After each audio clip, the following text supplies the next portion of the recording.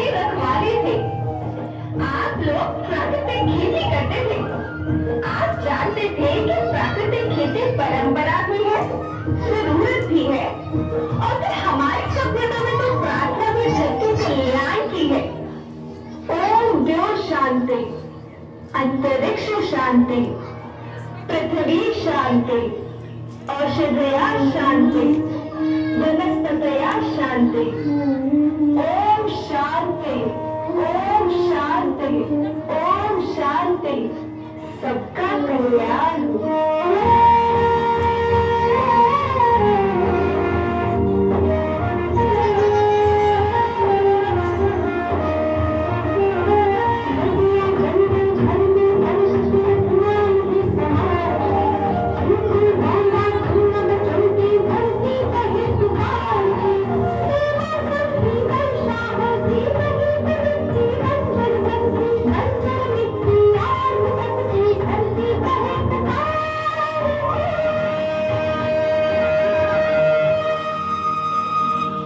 हजारों साल से मनुष्य धरती की गोद में रहता आया है।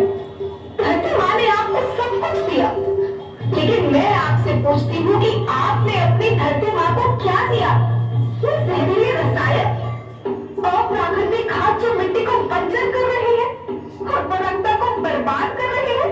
आप अच्छी पैदावार के लालच में जो रासायनिक खाद अपने खेतों में डाल रहे हैं वो अभी तो लाभ देगी, लेकिन लंबे समय में उसी रासायनिक खाद का नुकसान है। रासायनिक खाद जहर समान है, जहर समान। और तो और फसल में पानी की खपत भी बढ़ गई है, जिससे खेती की लागत बढ़ रही है और पानी का स्तर जमीन के काफी नीचे जा रहा है।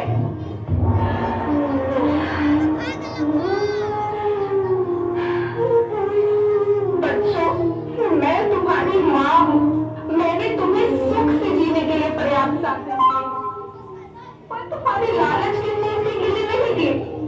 ऐसा लगता है कि थोड़ी सी अधिक पैदावार और अपने लालच के लिए आप सब अपनी अगली पीढ़ी, अपने बच्चों के भविष्य के बारे में सोचना ही भूल गए हैं।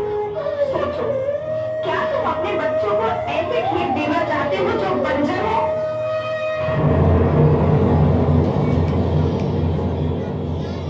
मैं माटी हूँ, माँ होना मेरे नाम में बसा है।